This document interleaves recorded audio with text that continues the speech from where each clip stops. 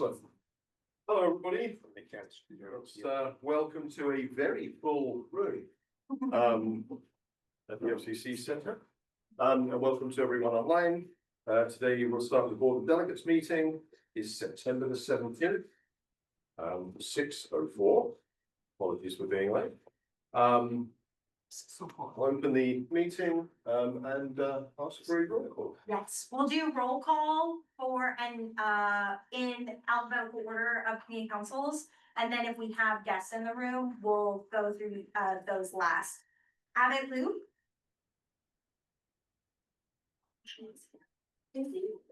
I think she popped out. Oh, she's right. So we have Abbott Loop. If you're online, please unmute and say.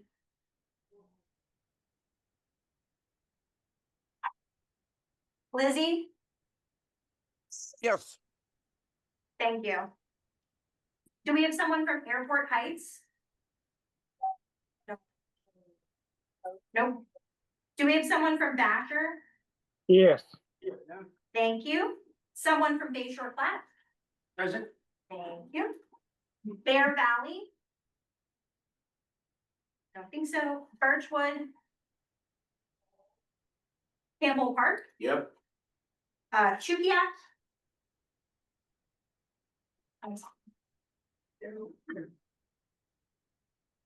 She's okay.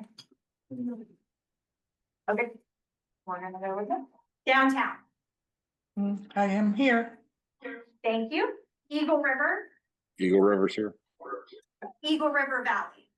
Here. Thank you. Glenn. I am brand new, so. Welcome. Glenn is replacing Alex. I did know he was being replaced, but I didn't know who was coming. So thank you so much for coming. No Clutna Valley Fairview. We have two. Yeah. Our delegate is here and I also count James. Birdwood. Yes, present. Thank you. Glen Alps. Government Hill. Bob French is here. Thank you. Hillside. Hoffman O'Malley. Thank you. Midtown. Midtown. Midtown is here. Thank you. Mountain View. Present. Thank you. North Star. Here. Hi, Emily. Welcome. Thank you. Northeast. Present.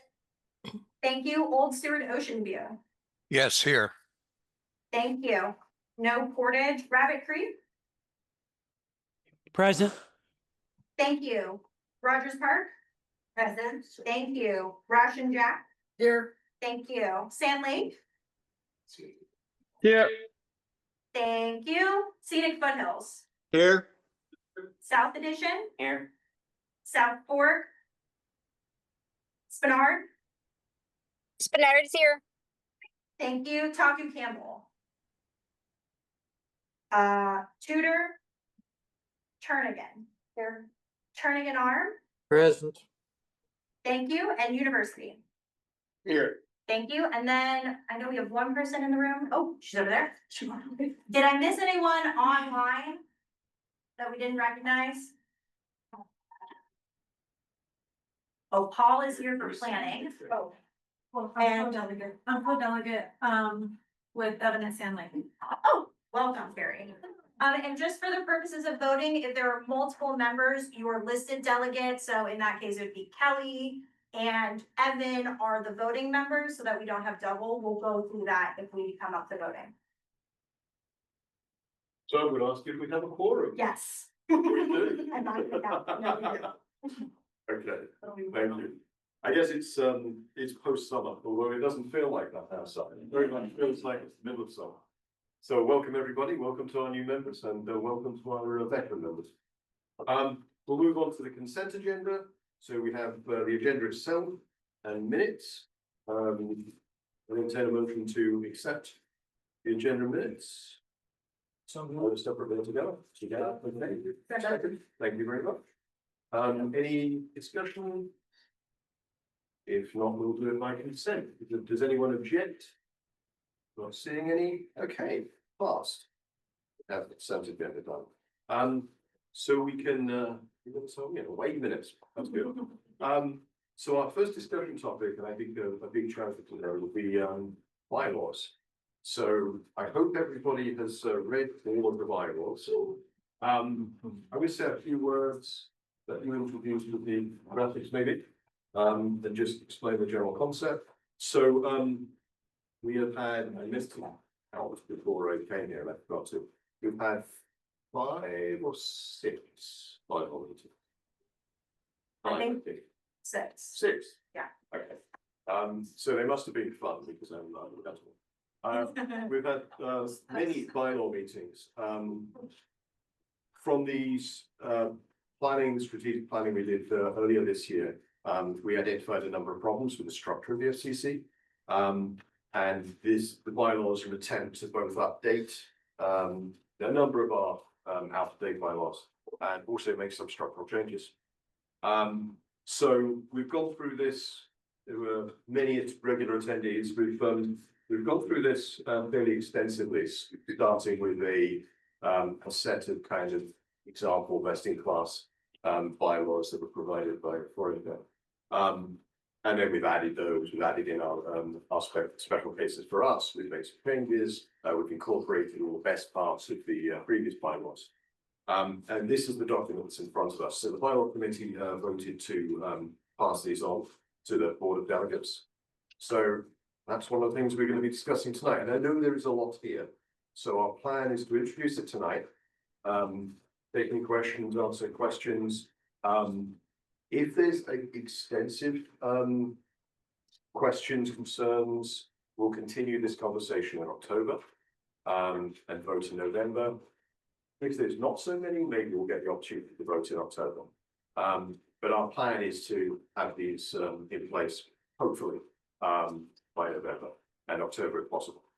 So after that introduction, I'm going to hand it over to you. You like to just do the big picture stuff, the graphics. Sure. I'm going to screen share. So the first thing that the bylaw committee talked about was whether if we wanted to move from a move to a membership model. And this graphic, we did introduce it at the last meeting after the work session. On the top level is our existing bylaws. So all of you as Board of Delegate members are legally, fiduciarily, and strategically responsible for the organization. And then we have an executive committee who does a lot of the work. We can also and have also called other committees when things have come up of a certain nature, but we don't really have any current standing meetings, standing committees other than the executive committee and the financial committee. The new bylaws would move us into a membership category. So all of you here would become members, and then those members would elect a board of directors, no less than 7, no more than 11. They would then make up committees in which other people can also be part of said committees. You don't have to be on the directors in order to be on a committee.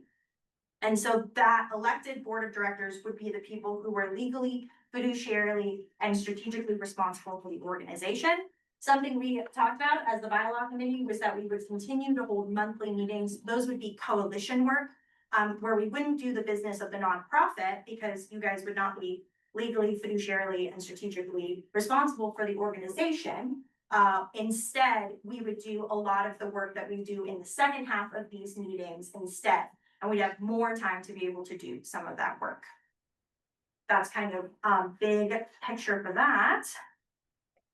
The second example is this document, and it kind of goes through comparison, right? So 1 delegate per council right now with alternates able to be appointed, 1 member per council with alternates able to be appointed. That stays the same. The members now just elect the board of directors.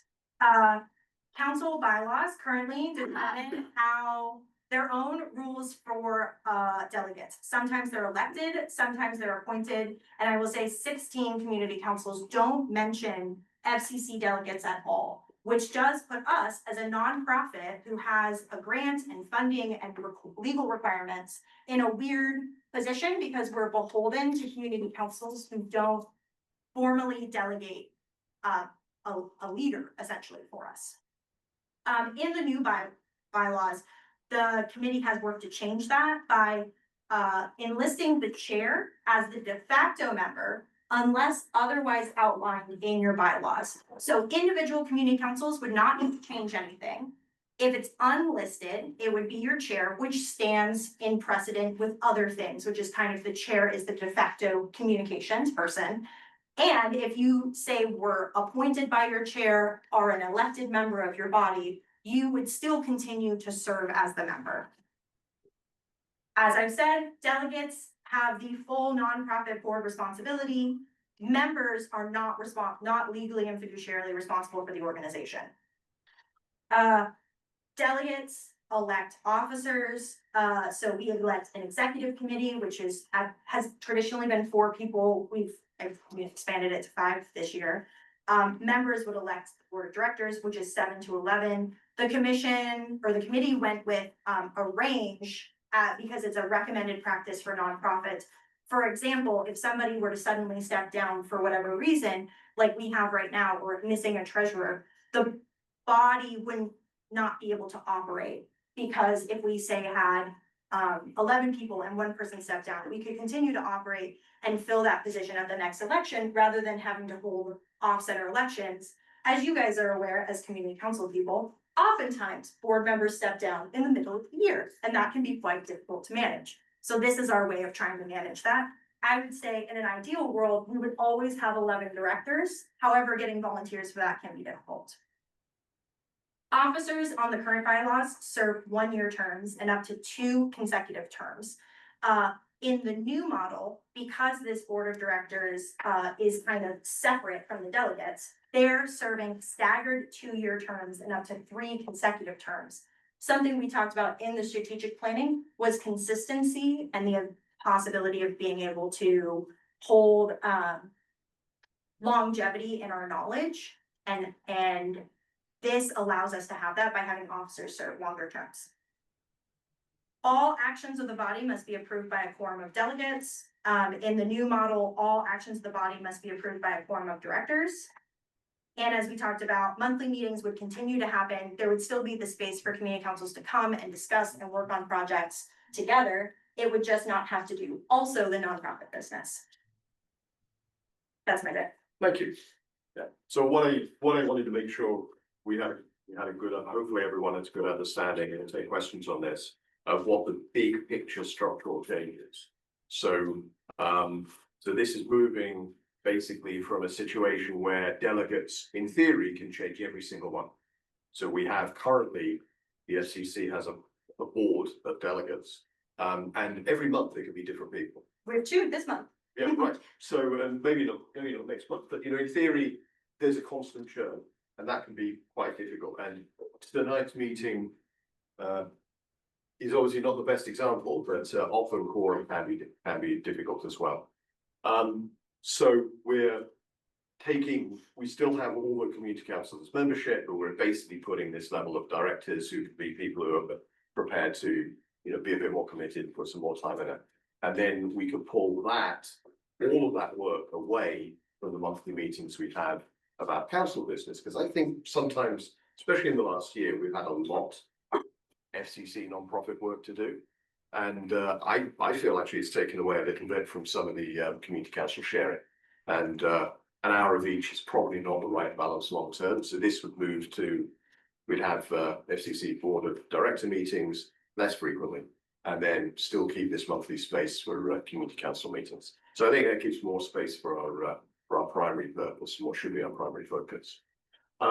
So now we've done the sort of big picture thing, what I'd like to do is just open up for questions or comments on the sort of broader issues, and then we can dive into the details of the work. So please sit down. Anything changed in the draft between last draft and this draft? Yes, two things changed. There was a recommendation from Charlie to, fix one thing with the resignations. And then there was a recommendation from Kelly that was some minor language that we updated to have some consistency. But I forget why, but it was very small language, between last meeting and this meeting. Did you highlight that or? I did not highlight it, because it wasn't formally presented at the last meeting, it was just, the intention was that this would be it, so if we make changes to this, I'll make sure to highlight them, at the next meeting. It was basically just taking feedback from. The work session was to like Work session. get some feedback, yeah. I'm trying to figure out if I have to reread this. All of it. Oh, at least twice. First time you can do it out loud. Okay. There will not be a quiz. Alright. Do you have a question? Yeah, Please. Oh, wait, then I'll go. No, please. Absolutely. Where can the original, version be found? The current bylaws are on the website. They are on the website, they're 3 pages long, so we were asked at the last meeting, what, like, if we could do a comparison, the difference between them is so stark, because our last ones, they essentially approved them 49 years ago and then never did any updates. So even though they've been signed more recently, they're so vastly different that there's no way to like have a comparison, but they are on our website. I can print them out, but we're like linking in our Zoom. That's okay, I'll download it and just do it on my computer. I didn't see any questions online. We'll do a question. Well, it's actually a question on the nonprofit models, is that okay? Yeah, absolutely. So what do you mean by staggered 2-year terms?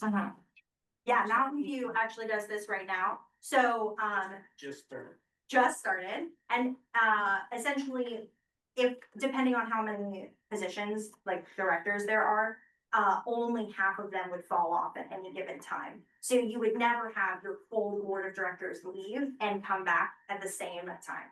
Oh, okay. So like the. So you have 2 elections during the year versus 1 election? One election during the year, but say you would like, say there were 4 positions, you would A, B, C, D. A and B might roll off, but C and D would stay on that year in like 2026, and then in 2027 they would switch, and then in 2028 they would switch, right? So like that would be kind of the going. I'm not sure I want to compare it, but like the Alaska State Senate. I was just Yeah. gonna, yeah. Right. Right, so that there's some consistency, and officers will likely be members who have been there a little bit longer, and new members can feel emboldened to come on and not have to serve an officer position. Online, Sylvia? Yeah, it's a message. It says, if the board meetings are to be separated from these meetings, are board meeting notes to be shared or available for the entire group?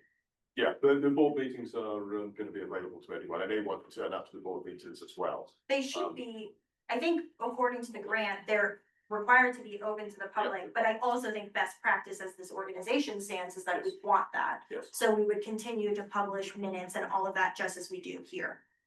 I think there's a state law, if you're like a nonprofit. OMA does not apply to us. What? The Open Meetings Act, Exactly. No, I think just for nonprofits. Yes. oh, got The it. nonprofit law, state law says they have to notify all the members. Right, we do have to like have minutes and stuff according to state law, but we also would have a practice of open meetings because that's best practice for civic engagement. in Just simply for nonprofits, if you have a board meeting, just notify all the members. Yes. Right. Yeah. I have another question if I could. So, please, go ahead. if we do not have a treasurer, as you just mentioned, I still believe that we should share the financials. It doesn't have to be voted upon, but that financial information, should be available for informational purposes, even though we don't have a designated, treasurer. So that's something that I think we should think about and make it available. Because I know that Barbara was attending these meetings for me, but well, on behalf downtown, but I know that when I have attended a few meetings, financials were not available. I don't recall why they weren't, but I do recall they were not. So I'm wondering if that's something that we can make happen, especially now that you're gonna separate the board meetings from this group. So the board has more time now to actually go over the financials before they present them, even if it's just for informational purposes only to this group. So that's my comment. Thank you.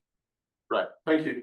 We used to present the financials every meeting. And honestly, it gets a bit repetitive because the changes aren't that great month to month. We now do it quarterly, and we've done that even though there wasn't a treasurer in place. So we had a presentation last month on the financials and a full financial report. So we do that currently quarterly. I take your point. I think it's probably good practice when if we establish the board of directors to review the financials every meeting. I think that's fine. That would be in our procedures. Thank you. Yeah, and then what about the audits and the 990s? When are those reported to the board for the delegates to know when those are completed? Right, the 990s are signed by me. They're part of the report process when we report quarterly. The audits, we did a one-time special audit in 2024 for the 2023 year because of the change of staff. We are not at this time given enough funding, and were advised by our auditor that we're honestly not big enough of an organization to warrant an annual audit. So we don't do that. We're not required to by the grant, and it is not the best use of resources for us financially. But we do have a third-party accountant who is responsible for our finances regularly, so. So let me sure I understand this. So and I'm asking because I don't know. So who handles the daily entry into the system for payments and for deposits? Is that you? Who does the accounting? Who does the accounting? You? Our accountant is I can never say his last name. Gravogel. Gravogel. Okay, all right. He is our third party accountant, and he gave a video presentation at our last meeting, which is available in the recording, as well as the budget versus actuals are available in the other documents from the last meeting. So that's the last time we did a report. Okay, so he's the one who enters the payments and makes the checks, the payables. Perfect. And then when you sign the 990s, are those also shared with the board, or how do you do that? I don't know. I've seen. Can I circle back to you on that? I'm happy to Yes. follow up via email Sure, or report at the next meeting. Sure, thank you. Thank you. Thank you. I think I saw a question in line, but I saw a question in the room, but I'll go to Pamela first online. Pamela? Yes, so I just have a couple of questions. The minimum and maximum number for the board of directors is what? 7 and 11. That's what I got. Minimum 7, maximum 11. Okay, and I'm gonna follow up on that in a minute, but these bylaws that you're writing now, do they need to go before the assembly to be approved or not? No, because we're a separate nonprofit. A separate, So okay. Yes, though I will say the rough draft was run by the ombudsman was Yeah. part of our committee. We invited him because he's a longstanding supporter of the Federation of the Community Councils. And we did send these to the clerk. She agreed that she doesn't need to see these, but we appreciate her opinion. Because again, she's a longstanding member, supporter of community councils, and we love feedback, so if she has something that we're missing, we'll hope she takes a look. We did also run this by our lawyer from 4Acre who signed off and answered our questions. So at that point, will you have a first and second reading in order to vote on these? And looking at your schedule here, I'm looking at February. Is that your plan for the annual meeting? Is that correct? That's our plan for the annual meeting in February. We're presenting it formally, introducing it tonight. We will have it on the agenda in October, and if the body isn't ready to vote on it in October, we'll continue that until November. We ideally would like the bylaws in place by the end of the year. So November is the it's probably the right time for that. And then we will enact them. You'll notice at the very end, it doesn't have a sort of enacting date. But we're expecting that to be, well, maybe it doesn't, but, No, it doesn't, because doesn't. we're waiting to know when it's approved. to so we then would enact expect it. that to be January 1st. So you want And them then- into effect in November. And so then I have a couple of like just technical questions in here. And so do you want them to be sent to you by email to be looked at? For instance, like section 10 vacancies, just figuring out that 7 to 11, it seems to me that it's reversed in the discussion there, or maybe I'm reading it backwards, but just a couple of little tweaks. But overall, I think they're great. And thank you so much for all your work. Yeah, so if people would like feedback, probably do, Ari would make most sense and she'll distribute it. Yeah, Okay, sounds Thank great. you. Thank you. Other questions in the room? I can't remember who was it. I think Steve is. Steve, But just going, I was gonna mention the 990s are actually online. Yeah. You can look up the 990s, curious whether it's a file. Yeah, and I do keep that, what is it called, Gold Star or something? Gold Star, I think is the nonprofit that holds all that information, and I do What's the update that. IRS. Oh, no. the IRS has one. The IRS has it, yeah, I Yeah, think the IRS is often a few years behind. it is, It this is actually more accurate. Now get off or formally on the phone. Right, but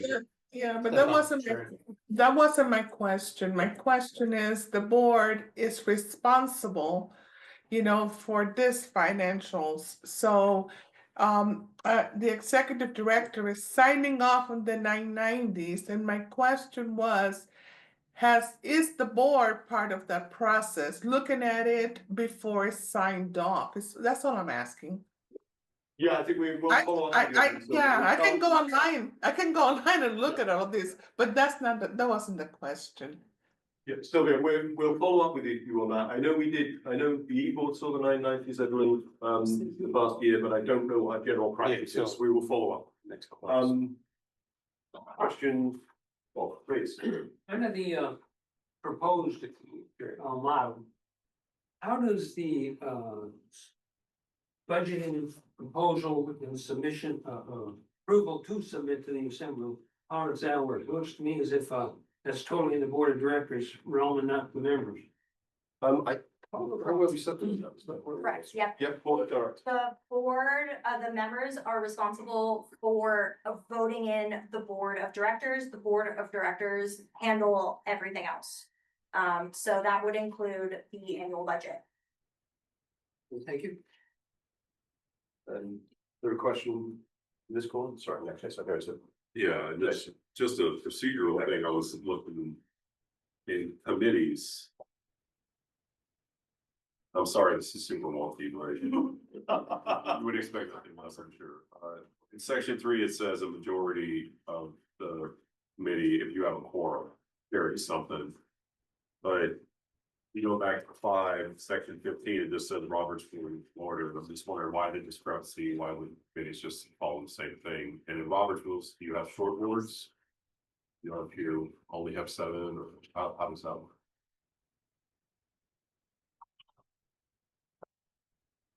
These pages are numbered. That's my fault. I was struggling to get a print.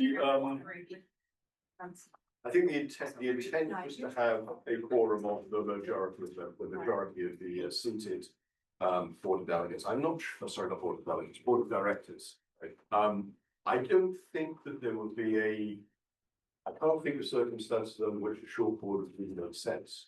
I can't Board of either, I directors. don't like them, but Yeah. So I think we would stick to, more than 50%. We actually had to talk about, one that we went into a long discussion about that phrasing. Possibly, I don't like 50% plus one, but that afterwards. Thank you. Good enough. Then okay, Kathleen, then, well, Steve did say that he would volunteer to be, I don't know if you heard it. I did, we have we don't have it, we actually have currently two volunteers from Trevor. Oh, well, someone else wants it, it's there. You like never mind. Yeah. I just wasn't. I did, we're gonna handle that probably, but like. Okay. Okay, that's, so I'm a treasurer of another one. I was like, well, I need another, you need a treasurer temporarily. Paul, Within the board of directors, I assume majority rules when it comes to voting. Yes. Yes. What happens if you get an even count? What if you get an even number? Actually, we probably should specify that, but, I think it's still 50+1. yeah, I think an even number would generally be a fail of any motion.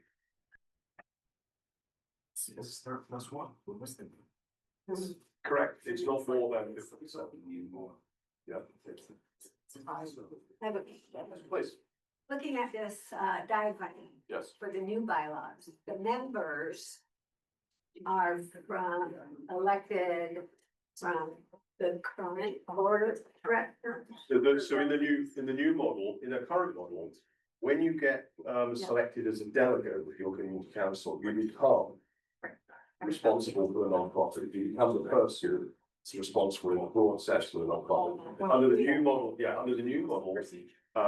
delegates from community council, so community councils through their delegates are the vendors of the organisation, but the management and the overseeing of the organisation is done by a smaller group, subject to the lesser director. So it's to separate, to slightly separate all of the 37, maybe 35 in a couple of months, community councils, where there can be some churn from a smaller group who do the sort of day-to-day or at least month-to-month management of the non-profit. Because as we've found, it can be quite burdensome. And then the 7 to 11 members, which would be the new Yes. board of directors. Yes. How does whatever information get departed to the community council secretary? So, well, Like, we have open meetings, we'll share minutes, we'll share information with the board. But, Or you'll create another like, little advert that I'll send out through constant contact, like we do the meeting recaps. I'm sure something of that nature will be created through those. the website, of course. Yeah. And then- Somebody at the council level would have to be yes, But- on top of that. but what the board of directors is doing is the FCC stuff, not necessarily the discussions between the community council that we do in our sector now. So, it's probably narrower than, at least when I first came on to FCC meetings, I never understood the difference between when we were speaking as a group of community councils and when we were doing things that were purely about management of the FCC as an organisation. That's got clearer, I hope, over the last year or so. But the board of directors is only responsible for the FCC internal stuff, not for the communication between councils and the general presentations we get into. Okay. Was there any other questions? I don't think so. Kathy? Yeah, with regards to committees, so if members determine, we ought to have an ad hoc committee because of this thing now, like front and center of councils. Can we request committees, ad hoc committees, or does that have to be decided by the delegation or the directors? Can you give an example? I'm trying to think of. Well, let's say this whole Tisdale thing. Yeah, right. It's gotten a lot of. Yeah. And so if we were meeting as members, not a board of directors meeting, and you said, yeah, my community council's up in arms, and yeah, we're confused about it, and I think we ought to have at an FCC level, an ad hoc committee that would delve into this more, dialogues with communities, whatever the target would be, what the real would be. Is that something members only could say, I think we need to form a committee, or would we have to say, I think we need to approach the board to add them to approve an ad hoc committee, how much filter is there? I haven't got the clear answer to that, but I haven't thought about that particular case, and I don't think we discussed it as a bylaws committee. But I would say that that's a good example of the separation between the FCC as a non-profit organisation and what we do in our mission, which is help community councils, provide support for community councils, and provide a forum for community councils to work together on these kind of bigger issues. So I don't think it would be a committee of the FCC, because it's not actually about the management of the FCC. It's not about the finances of the FCC or policies of the FCC. It's all about this coalition work. And I think one of the advantages of the work we've done in the last year, and also with this, is it provides a cleaner separation between those two things. So the coalition, you know, as a group, I mean, the FCC can obviously provide support for that, provide, you know, owls and Staffing. staffing and things like that, but it wouldn't actually be an FCC committee. It would be a group of community councils working together, and we provide the support for that. A committee of the coalition. Yeah, committee of the coalition as opposed to the FCC as a non-profit. So as members, you're a coalition, members from each council that represent, Yeah, and in this, community councils, under this that's, roof, yes, yes. called a coalition. That's what that's what I would say we're calling it. We're not like beholden to that name. That's just what we've been using when we split the agenda to say the board of delegates and the coalition of councils, right? And so at no point, and this could be committees or anything else, if it's just a member, you really can't, I don't know how you identify yourself with the FCC anymore. I mean, how does that work? I'm an FCC member, is that it? You just say I'm an FCC member, but it doesn't hold any kind of. It's the right word. I don't want to say responsibility. Weight to your voice, weight to your voice. Yeah. Is that true? Right, but I would say as an FCC delegate, you actually can't speak to TISDO, right? Because we have an obligation both in our grant and in our like bylaws that we can't take action on political issues. So we wouldn't want you to speak as an FCC delegate on TISDO. I'd want you to speak as Kathy Gleason of Turnigan on TISDO, if that's Yeah, so sense. maybe that was a bad example, because it could be regulatory. sure. It could just be something else than the members sitting around this table thing. You know, I think our council should do more of this, and I'm not seeing that from the directors anymore, Mhm. just as an example. Right. How do we, you know, what kind of leverage would we have as members to approach the board and say, we really want this? Well, the membership makes up the majority of the board.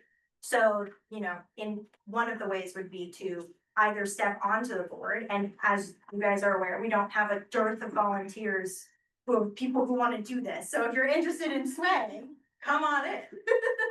And then the other thing would be like, if it's like a policy of the federation, there's no reason that the membership couldn't speak to the board and say like, we think that you guys should update this policy to reflect X, Y, and Z, or like, as a member who's on the board, you can speak to that.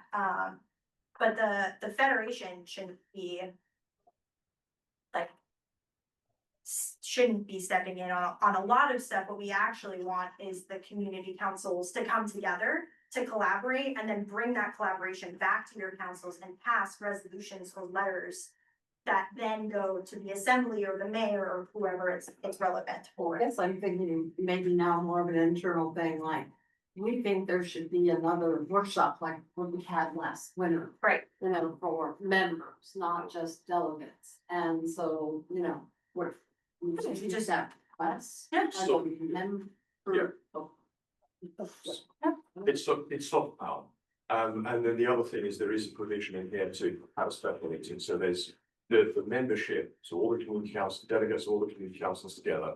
Their primary role is in the annual meeting to elect board of directors, to do some other bits and pieces around that. But at any point, special meetings can be called. I think we have a fifth of the delegates. I think it requires a fifth of delegates, but it can be called with fewer. You can ask for it. Yeah, sorry. A fifth of the members. So special meetings, so if it was something really major where it appeared the FCC board of directors was going off the rails, then 20% of the members can call a special meeting. That special meeting can do the same things as an annual meeting can do. There's method in here where you can recall directors. There's several mechanisms in here to do that. But I think a lot of the examples I can think of, and you suggested are really about with more of the coalition side, and that again is one of the, when you're a delegate, what you're going to be doing most of the time, if you're not on the board of directors, is dealing with the other community councils doing this coalition work. And that's really where a lot of these discussions are going to happen. So if that's the, at least that's the intent. And if you're, sorry, if you're asking for a work session or a workshop, that actually doesn't go to the board, even in this scenario, that goes to me because that's programmatic. So that's outside of the board's purview. That's my day-to-day responsibility. So even if, you know, one person or group of you was like, hey, let's do a Robert's Rules training, like that would be up to me to like sort into the schedule and like would be under the support mechanism. So if it's something that you want programmatically, not strategically, not policy related, not fiduciarily, not legally, then it would come. I'm gonna take Paolo's question, then John's question. We allocate 20 minutes for this, and we've obviously gone way over, but it's an important topic. We're going to be continuing this discussion next month.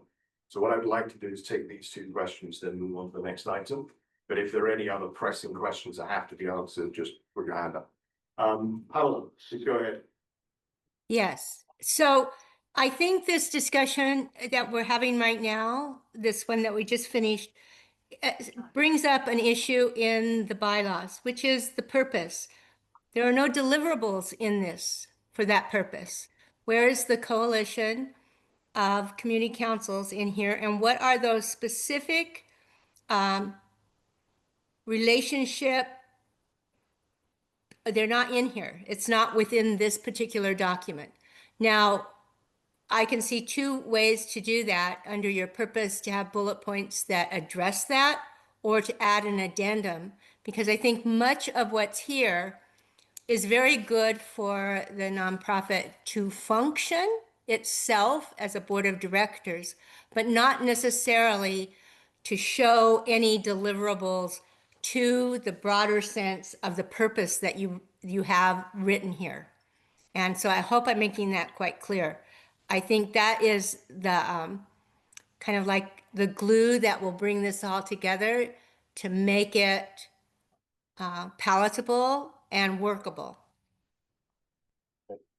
Thank you. I think that I see your point, and I think that's a very good point. I think we were very much focused on the sort of the internal management of the organization. Correct.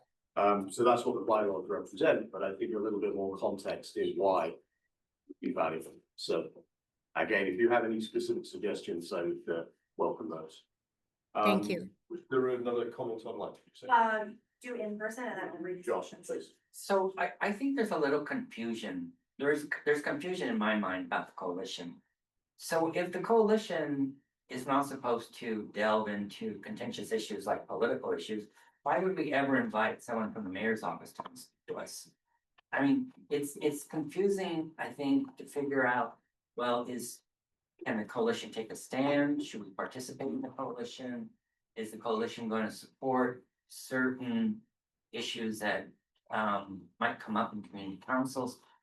It's hard to understand this because we are definitely a very political organization when we invite people from the mayor's office to come speak to us. And chair of the assembly. So, yes, so to answer your question, the coalition can delve into political issues and can make political statements. The FCC is not the coalition. The FCC is the support organization. So perhaps an analogy, not a great analogy, is at an assembly meeting, you have the clerk, someone from the clerk's office sitting to the side and providing, so, and you have other people as well from, administrative staff, making sure the AV works and putting up the agendas and things like that. That's the FCC's role in the coalition. It's not the people sitting on the dais pontificating and wagging fingers. Like when I report back to my community council, I go at the FCC, we had a very interesting discussion today on the TISDO with the mayor's office involved. We're not allowed to say that? Oh, well, you are. I mean, because informally, it's the same thing. There's been, I think, a lot There's confusion. There is confusion. Yes. And so I think, and I think that this is something that has to be addressed. So this is actually something that I think that those two questions are very related. I think probably clarification on our purpose and how the FCC as an entity ties into that purpose and supports the broader purpose. This we need to do a better job of explaining. I think we've got better at it. And honestly, I think internally, we've begun to understand it better. It's, because it is very complicated. Yeah. I struggle with that a lot myself. And there's confusion out there in the Yes. community. So we need to be clearer about that. Yeah. And the bylaws are definitely a place, we can have a preamble to the bylaws that explains what we are and why we are. I think that's a good idea. And then I think there's probably other material and perhaps we can find some better terminology as well. I think this separation of this, our regular meeting into two classes. I would hope to cut off the ability of the coalition Yes. to be able to engage and participate. So this is, again, one of the justifications for all of this work is to try and give more space for coalition to do that and make it clear that we're operating as a coalition. So we will have coalition meetings per month. They won't have to deal with the internal stuff, the FCC approving procedural changes, etc., policy changes. So that's the part of the intent here is to make that hopefully clearer longer term. Yeah, and I think us acknowledging the confusion is good, because we go, oh, we hit a bump. That means we need to find our way through a little bit. And I would say, historically, the organization, as I go through old minutes and old records, has kind of operated already in this space where it's, given the executive committee, not formally, but informally, more power to do most of the operations, and the board has been here to generally support, but then really talk about community council issues. So this actually, you're totally right, there is confusion. The goal of this and answering all these questions will line us up more clearly, lay out for the public and for ourselves, our roles and responsibilities, and be able to let us move forward with less questions. So I think questions are good. Confusion is good because it tells us where we're hitting a problem and we need to fix it. There's one more question on mine. Okay, take that question, then if it's okay, we'll move on. How would the agenda of the monthly coalition of members be set? Would staffing for the coalition meetings be the same as current delegate meetings? Yes to the second half. Yes. First half is probably similar to what we have now, and then suggestions as they come in. Stuff. I don't know if you have anything to add to that. Yeah, generally, this agenda is set by the executive committee and myself, mostly by suggestion, and then as community council members, delegates make suggestions of we'd like to see this or that, then we try to incorporate it, or people come to us asking to do a presentation. So that would probably function mostly the same, which is that staff does most of it. And if there's something in particular that the coalition wants to talk about, then they just have to coordinate with the staff and the chair of the coalition to sort that out so that nothing gets missed. But yeah. So just can I thought, so how would you, without being delegates anymore, just members? You said, well, then the members would have to, talk amongst themselves and say, hey, we like this on the next month's agenda.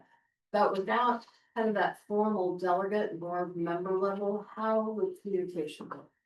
The same. Same. The same. Everything would be the same for you. You would still get the emails and the reminders, and you would still reach out and email me if there's something you wanted to see, or email Mike if there was something you wanted to see on the agenda, or all of that would, communication wise, would remain exactly the same. Yeah.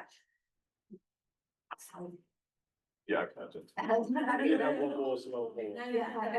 So. Talking about confusion, the coalition, who would that be then? The 7 to 11 members? Yeah, Or so all of the coalition, community council? conceptually, the coalition is all community councils together. So any subset of community councils or the one. In practice, what it really means is the delegates from the community councils come together and some other guests. So what we're going to move into in the second hour is the coalition part of the meeting, where we're not talking about the internals of the FCC and how we operate as an organization. As a support organization, it's about the actual work of the councils and how we can support each other, major issues, getting thoughts from from various sources, etc. Okay. So, but this is a confusing problem, and I would say we've struggled quite a lot on that. It took us 6 meetings to get here. Yeah, that's just the mechanics. Okay, Have you considered doing, creating a diagram for visual so that people can match the visual structure along with the written? well, I mean, that was the attempt we had, I would say moderately I feel successful. like it should be more robust because there's like Yeah. several layers within there. Yeah, we could do something which just relates to the new bylaws and perhaps again, it's in that. And again, anyone with graphic skills would appreciate. I would like to move on. We did have, I should have introduced at the beginning, there was potentially one other quick piece of business, which is election of treasurer. We have a nominee. Oh, yeah. I'm so sorry, I missed that. Yeah, go for it. I'm See? wondering if, given we are a little bit behind, yeah, can I make a motion that we add an item of election of treasurer? Second. Well, can you Can make? someone entertain it? Thank you. Thank you. And I'll whisper that. Thank you. So is there any objection to that? I thought I saw the corner of my eye, I thought I saw that. No, okay, thank you. So we'll introduce we'll have this topic as well of election of treasurer. So we have a volunteer for treasurer, Kelly. Sure. Would you like to say something briefly and then we'll quickly vote? Just, I was just thinking, It's here. So after last month's meeting, it was pretty clear that there were no volunteers. So Mike and I had a discussion and I said that I would be happy to volunteer. I'm not gonna be around a lot, but they're willing to work with my schedule and if nobody else wants it, I'm happy to delve in. I just want them to do it. Yeah, so just to clarify, again, assuming the bylaws go through, we'll have new officers elected in February anyway, so this is a relatively short-term appointment. And the hard work is mostly is getting the budget together and approving the budget, which we have already done. So if you're going to choose half a year or less than half a year to run, this is the half a year to choose. Okay, so we have effectively we have a nominee. I will close nominations. Okay. Any objection to closing nominations? Not seeing any. So we will do this. Let's do this by assent vote a little faster. So if anyone has any objections to doing this by consent, could you say so? Let's see. Sorry. Of course, vote. Yeah, well, no, well, just to, so we don't have to, we can just do it by consent. Oh, got it.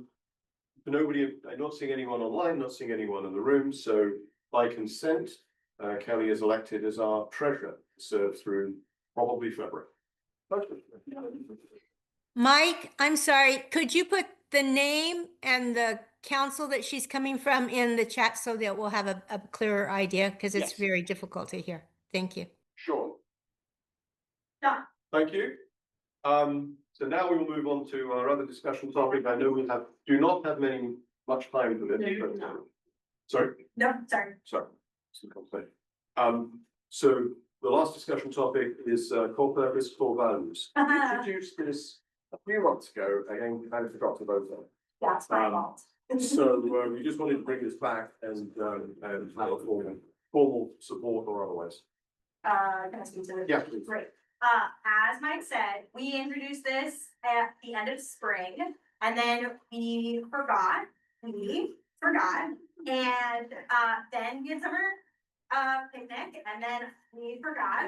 And then I was like, oh, whoopsies. So it's back. Nothing has changed from the last time we talked about it. We did a work session, we did the strategic planning, we did a work session before the meeting, we introduced it, so this is technically just the delayed vote on it. We had minimal discussion, if I remember, a little bit, we entered it up with the stewardship, thanks to comments, and I personally feel really confident in this, but if you want to discuss. So any questions or comments? I'm not seeing any. So I would entertain a motion to approve the purpose and values of the FCC, Core votes, that's, core purpose and values of the FCC. I would move that. Thank you, Second. thank you, moved and seconded. And again, any additional discussion on the motion? Looks pretty straightforward. Thank you. The dog came up There's a lot of, yeah, there's a lot of work put into this, actually, a lot of discussion. Okay, so again, I'll do this by consent unless anyone objects. So I'm not seeing any objections in the room or online, so this is passed. The motion passes. We now have a core purpose for values that are approved. Thank you. Our mission makes grammatical sense. We do have a comment period. I know we're about 1 minute. If anyone has any comments on anything, go ahead. Kathleen? I'll just make a comment.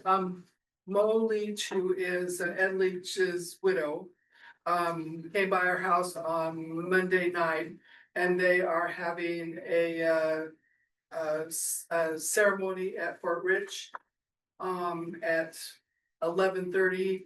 And if someone wanted to be that, you probably better get to me right away because there's information she has to provide for that. And then they will have a memorial at 3 p.m. At First American Baptist Church, which is kind of over near Fred Meyer's and Village Inn in that area of Rogers Park. I didn't catch the date. Can you And do- the date is the 23rd, Tuesday, the 23rd. Both are on the same day.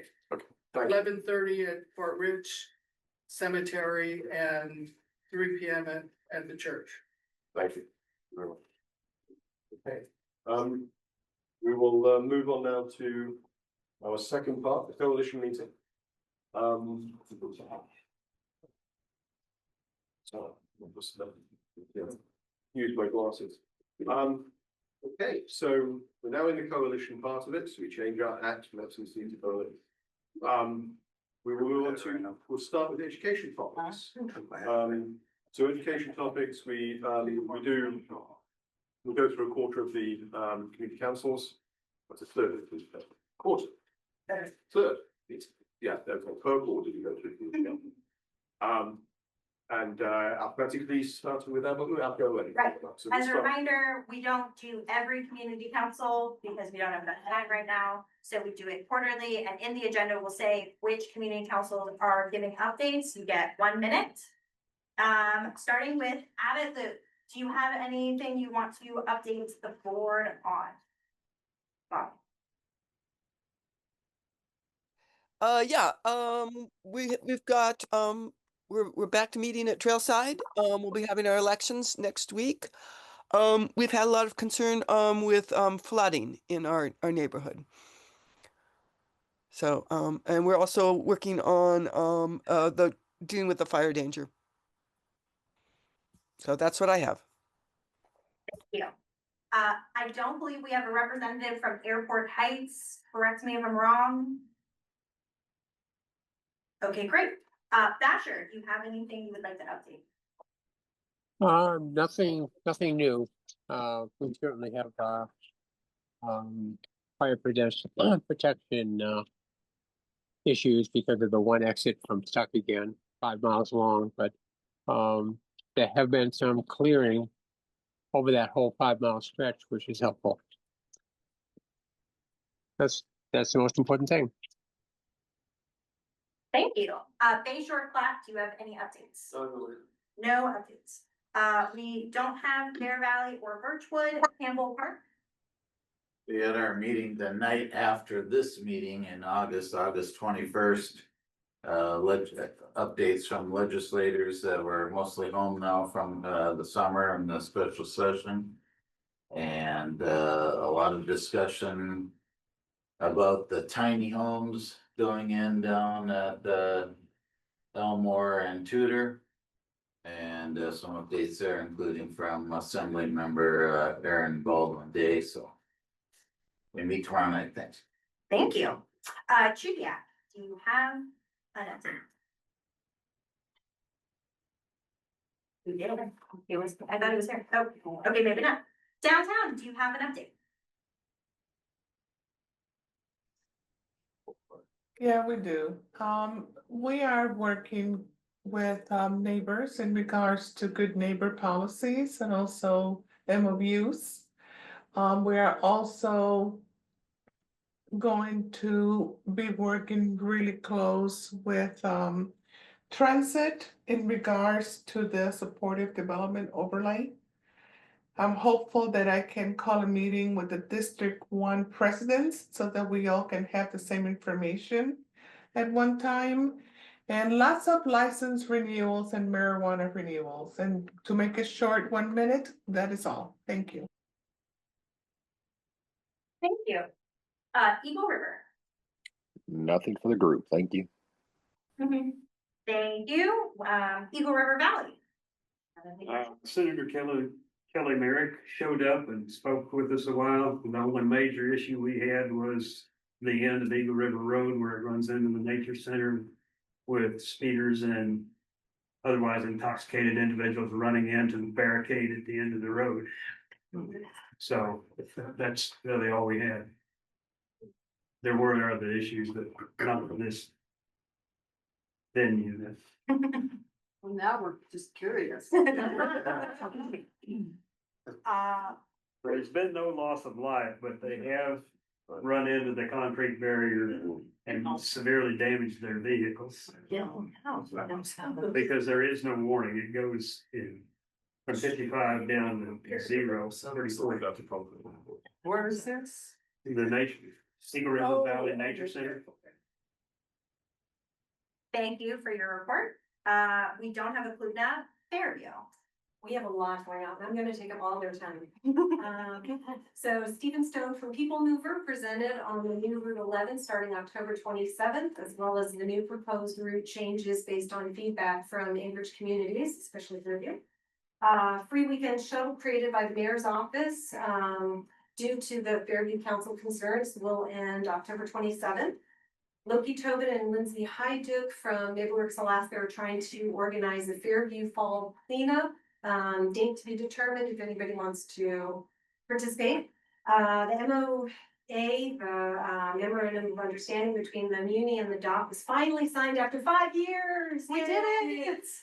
So we are going to create our gardens at 14th and Ingra and 13th Avenue, finally. Gardens are going to start to be built October 7th through October 12th. We're going to put fencing up first and then build the gardens. Volunteers are desperately needed. So contact Alan, myself, James, if anybody wants to help out. We need a lot of help. Big shout out to Government Hill Community Council for donating fencing to our garden efforts. Serenity Garden, in conjunction with the Articopia, has been giving away free food every Tuesday. The last one was yesterday. We served over 800 people and over 6,500 pounds of food was donated. A big shout out to Rental Family Farms, Vanderweel, Glacier Valley, and Berge family. Most of the quantity came from Rental. Second was Vanderweel. They were extraordinary in our efforts. It was amazing. On Monday, September 15th, Fairview Council members met with Thea Vanden about the amends proposal to close the Econo Lodge, include behavioral housing unit. While the council supports the behavioral unit, we're concerned about the displacements of the folks currently living there. So we passed a resolution 2025-10, and it made a difference. So they are now working together with the municipality to find housing for these people. So hopefully we won't have any unhoused people due to that. In August, Eric, their outside consultants, they came up to Alaska for a week, and they are helping us with our reconnecting Fairview efforts. And the next visit will be in October, date to be determined. They'll have, again, a week-long meetings and all sorts of things coming up. And big shout out to Parks and Rec. They have been doing a lot of work in the Fairview Community Council area. And after we complained about our sidewalks being impassable due to overgrown shrubbery, they have come out several times. They were actually out today again. So big shout out to them. Whatever. Oh, thank you. And I will just say that we are helping Fairview with the grant. The Federation is the fiscal sponsor for the grant for the community grants. So, yay! Excited to help raise that money. We have 5 minutes Yeah, for yeah. any other ones that's urgent. Yeah, so because we got through that fairly quickly today, we've got a few more minutes if any other councils have pressing business they want to share with the group.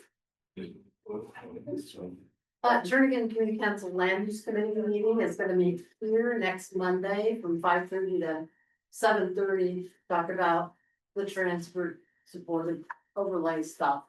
And so, we don't know kind of what version we'll discuss, but we wanna make sure that we've got our questions and concerns and input done at the committee level. So, of course, they're open meetings, but so anybody can attend, but, run by current and body. Thank you. Any other councils? One piece Please that go would be ahead. worth noting real quick is that the Sound Lake Community Council approved a resolution this week regarding the homeless situation. And it also voted to have a press release to reach the other community councils and citizens in the area. So that should be forthcoming very soon. Thank you. I got one thing. Yeah. 42nd Avenue, probably going into next year. 42nd Avenue is going into next year. Yes. Should, and I get it done this year. I might get out there and finish it myself. We're gonna have a very mild fall, I'm sure. Oh, man, no, I doubt it. Really doubt it. Yes. Thank you, everybody. So we'll move on to item number 3. We can start with the mayor's office. I don't see anyone from the mayor's office online. So we'll come back to that if someone joins. We have an assembly member ready to, the vice chair, ready to give the report in the room. Yes. So I recognize you, Pam. Oh, yeah. Thank you very much. Yeah, and I'll give a brief report and then happy to answer questions. Thanks for having me. This is my second report to you guys first in person, because I guess since you guys have been meeting, I became vice chair, and so I'm one of the liaisons to the councils. And so I'm just here to give a brief report. One is I'll say, I shared last week or last month, I really encourage folks to sign up for the assembly newsletter. So it's got a lot of good information, including a lot of detail about what happens at our meetings, what we passed, what's coming up, and also just things that are going on. So I would say, if you're not already signed up for that, I encourage that. They go out, I think, twice a month, basically after our meetings, every other week. I'll give a couple of brief updates on the budget, and again, happy to answer questions. I know there's a lot more topics we could talk about, but I'll have time for. We are moving into our budget process, so, and that's the city's budget. We have a fiscal year of a calendar year, so we have to approve the budget by the end of this year. Typically, we do that in November, right before Thanksgiving. And if we don't do it on time, we have to keep meeting every day until we do. So the charter is very clear. We need to pass the budget. And to my knowledge, that situation has not happened for a long time, but we are moving through that process. So what happens is the mayor put out what's called the 120-day memo, the preliminary high-level look at what revenue we expect, big trends, do we see any big cost increases, those types of things, as well as kind of the menu of capital projects that may go on the bond, or maybe requests to the state or federal government. So it's really just that high-level initial look. The actual budget draft comes out basically October 1st, I think technically October 2nd. So we'll see that by the end of this month, beginning of October. And that really kicks off the formal process where we have work sessions. We hear the mayor present on all the departments, proposed changes in our operating budget, capital budget, which is essentially bond projects or state and federal funding requests, and also our enterprise and utility. So solid waste services, AWU, all of those entities also have separate budgets that we also approve. And so we'll move through that process. As you can imagine, we know that we have a lot more need than what our budget can support. So whether it's deferred maintenance on roads. I know you mentioned 42nd Avenue, that's been a long time coming. There's many roads like that all over the city, fixing potholes, making sure we have enough police and fire staff, you know, all these kind of things that are pressures in our budget. And almost all of that has to fit under the tax cap, which does not allow us to just kind of willy-nilly raise taxes, right? So a lot of our decisions are not so much, what are all the things that we want to fund? It's how do we start chipping away at all of these big issues while staying within our means, our tax cap.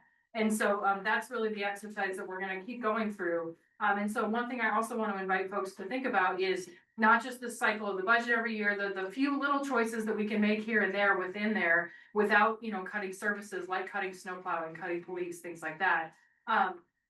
Beyond those things, how do we think about really investing and really doing what we need to do in the city long term? So if people wonder, you know, why don't we have more housing projects in Anchorage? Why don't we have new facilities or things like that? Or you go to other cities and see how they're doing a big Riverwalk project or things like that.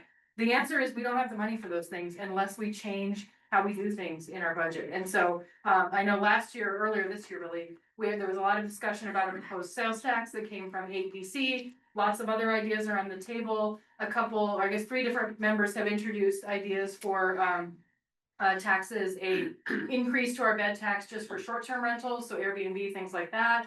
Another person has put forward a 1% sales tax. So there's these ideas floating out there. But I think the real question is, again, if we want to get somewhere as a city long-term, what changes are we willing to make? And so those are things that I've started to work on more, thinking about how to engage the public more. Most of the decisions that we would have to make are charter changes or there are sales taxes, which our charter requires us to vote on. Even the bed tax is considered a sales tax. So I'm not here to pitch a sales tax. I'm here to say we have a finite menu of options available, and it's up to voters ultimately to decide what happens to our city. And so we need to start having those conversations. I am committed to continuing that conversation that we started, not specifically on Project Anchorage, the sales tax that was brought earlier, but again, this big picture, how do we solve this problem? What are our options? And again, what are people willing to pay for? So you'll see more about that soon. I'm hoping to have a public event that we're planning in late October. So by the time I'm here next month, we'll talk about that. And then beyond that, I think, trying to think if there's other kind of big topics to bring up. I think that is by far the biggest one. I guess I'll also say, I know I'll bring up something that I know has been discussed here before, the Transit Supportive Development Ordinance, or TISDO. I know a lot of councils are very engaged on that. I am not a sponsor of that, so I'm not the right one to tell you what's in it, what it does, why you should think of, support it or not. But I will say that as a planner, I think it's an interesting question, because my understanding of it is, and again, I'm not saying it's good or bad or, what it should look like. It is trying to implement a big piece of our comprehensive plan, which is to say we should have more density in areas near transit in the middle of our city. So the question is really, is that the right way to do it? And for me, the question is, how do we implement our comp plan? That has been in the comp plan since 2000, not that specific ordinance, not that specific way that it's written, but something like it. It's been in our land use plans and our maps. Our land use plan map is a very kind of broad policy statement. When you get down to what parcels are affected, which ones are in or out, that was not really decided back when the plan was passed. So that's really, I think, a lot of the swirl and the frustration and the churn coming around this is because we didn't take the time years ago to say, here's exactly what we meant. And so I think whether that ordinance goes or some other version of it or some other policy, I think the real question is, how do we implement that intent in the comp plan and where should it go? That's kind of what I think the two biggest questions are that are coming out of that ordinance that I would like to see answered, whether it's through that ordinance or something else. So those are the big picture ideas that I want to put on the table. And then lastly, I'll just say specific to Sand Lake, I missed it on Monday, but I know there is a resolution. I do intend to put it in the assembly agenda when I get a copy of it. So I appreciate the work that's been done there. And with that, I can take questions. Well, I should just point out on the topic of the budget, self-serving, we have a local lens coming up, which Anna will be part of. Yes, as well as Ona and Ian, who is the budget, budget commission? Yeah. Thank you, budget advisory commission chair. So really excited to talk all things budget. Just more of a broad overview of the budget, how it works, what the process is, not the details of like this specific budget. But if you have members who don't understand how the municipal budgeting process works, this is the local lens for you. And bring your questions, like people always ask, where are my property taxes? Yeah. Those are the kind of questions we want to start to unpack. Right. Coming up? Yeah, it's October. No, 7th is our. So sorry, I don't have it off. I want to say the 14th. I wanna say. That's the 24th. Should I get that? September 24th. Get it, girl. Wait, no, it's not. It's October 14th. Oh, that's, what is October, what is September 24th?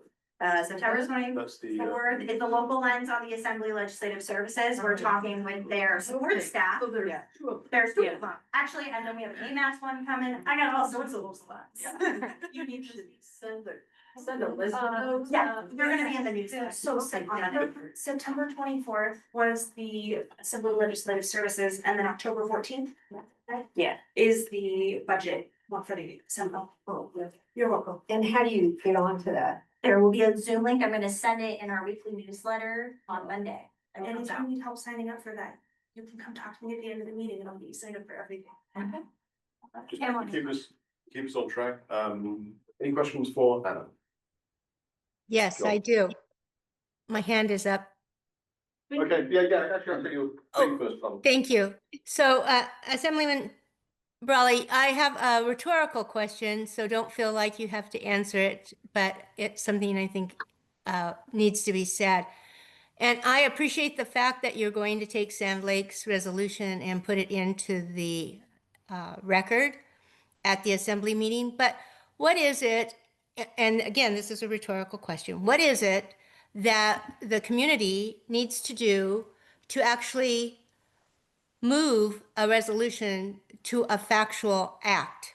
Lots of resolutions go up there, they get either lost, or they get, as you say, you're going to do, put it into the record. But where is the action plan behind that? And can you give any insight on how to do that? Again, rhetorical, looking down the road. Thank you. Thank you. John, you had a question? Yes, I have a question. So if we are successful in creating more density in certain corridors that would support an increase in transportation, where would the city find the funding to like increase the bus service, the frequency, or where would funding come from to implement a new or improved transportation system? Yeah, that's a good question. I think, I don't know all of the details of the transit budget, but I do know generally that, we, like other cities, get federal money, basically a federal match. And some of it is based on ridership. So it's a virtuous cycle. If you get more riders, the formula says you will get more federal funding. I believe that also comes with a match from the city, but it means that we're using our bus more efficiently. And I know that in the past, the reasons why the system has been able to expand is because there was more ridership as the city was growing. But the other answer is federal money is not the only piece of it. And of course, that whole, a lot of that is influenced, not necessarily transit funding, but there's a lot of things that were certain that aren't certain now. And so the other piece of it is that is something that we could invest in more locally. So, but again, that would take funding. So I don't remember the cost of adding a route, but it did happen recently. So Route 85, well, it was added, then it was taken away, then it was added back in. There's a cost to adding a route, the bus stops, the people, the route, the buses. And so that is a way to incrementally increase or increase in frequency. You might need more buses, you need more people, you don't need more stops, right? Because it's the same route. So there's multiple answers. One thing we did recently is, and there wasn't actually a big cost to it in addition to what we were already giving up in revenue, and that is allowing youth under 18 to ride for free. So that was sponsored by Member Martinez. And we looked and asked, what is the budget impact? And it actually was not that much, because my understanding is during the school year, I think ASD actually provides us some funding to cover rides for kids during the school year. So this is just filling in the rest of that time. And so the amount of money they could have ridden half price, so $1 instead of $2 for your fare.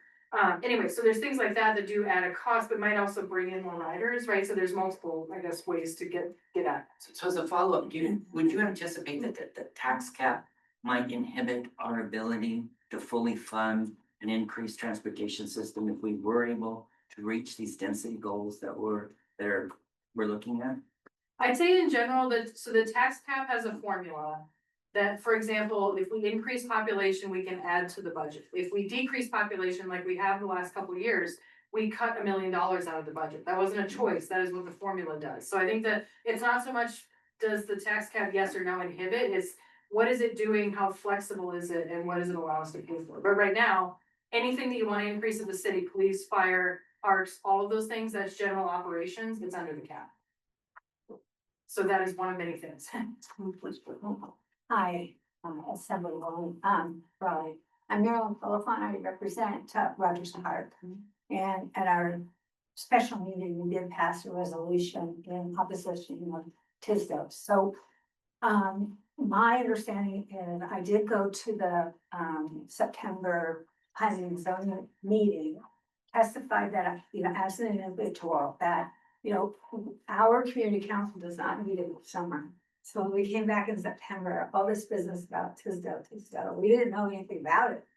So I went and testified and pleaded with planning and zoning to please hold more meetings and have more education and information to people who need to know what's happening. Well, especially, Rogers Park would be impacted for sure. There haven't been any other meetings except there's one on the 6th. Okay. And I'm understanding there are folks who think the current version that was split in half is too watered down. And then they want to go back and revert to the original Tisdale plan. Well, that information hasn't been put out anywhere. We certainly haven't at Rogers Park heard anything about that. So I'm hoping, we're hoping, Rogers Park's hoping, that we can postpone action at the assembly on Tisdale until there are at least 2, maybe 3 more general information meetings where specifics can be shared with the community. I don't see that happening. So if that does not happen, are you willing, or would the assembly be willing to postpone a vote on Tisdale until perhaps there are more community educational informational meetings? Yeah, that's a good question. So and again, I'm not a sponsor, so I've been just following it from the outside. I believe it's still with Planning and Zoning Commission, and I think their next meeting, I think it's October 8th, something like that. 6th, okay. So it hasn't moved out of that step in the process. So I don't know exactly when it would go to the assembly. I know it's usually a few weeks because there's paperwork and all, the minimum time. So I don't know how long it would take to go from when Planning and Zoning says, okay, we've made our recommendations, we passed a resolution, whatever they end up saying, and then it goes past that point. So that could be 1 month, it could be 3 months. I don't know what the timeline is. And I think, it is a good question to ask the mayor's office and the assembly sponsors, and planning department, because they would be the ones to hold those meetings. We have spoken with Graham Downing and well, he presented at our last community council community council meeting. But it's very questionable as to what's going to happen.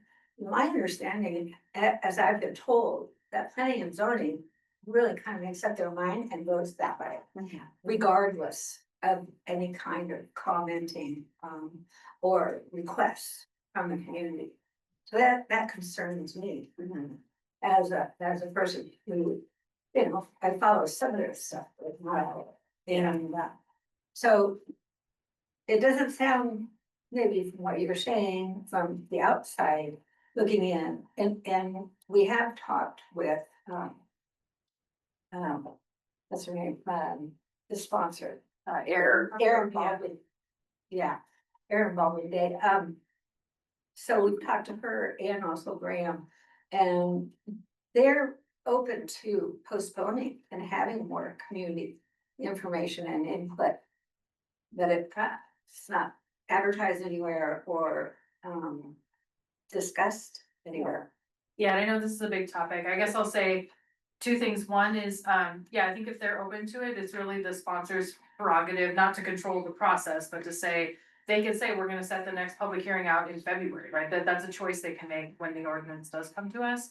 And I think also, I'm one of 12 assembly members, even though I'm the vice chair, it takes 7 or 8 votes to do anything on the assembly. And so like the federation, right, there's you guys, the delegates, you very rarely speak as an entire body and you all have different perspectives and different thoughts, right? And that's the way the 12 of us are. And so I don't know what the assembly will do until the assembly votes on it, right? Because I'm just one of 12 members. But your point is well taken. And I've heard that from a lot of folks that they want more time, they want to understand it better. And it seems like the content is changing. So it's not that what we have right now is the final version. So No, I would it say- isn't, before it's voted on by planning and zoning, people need to have an opportunity to look at it, read it. and- So we're actually about to move to have a presentation from the planning department, or at least a discussion from the planning department report on it.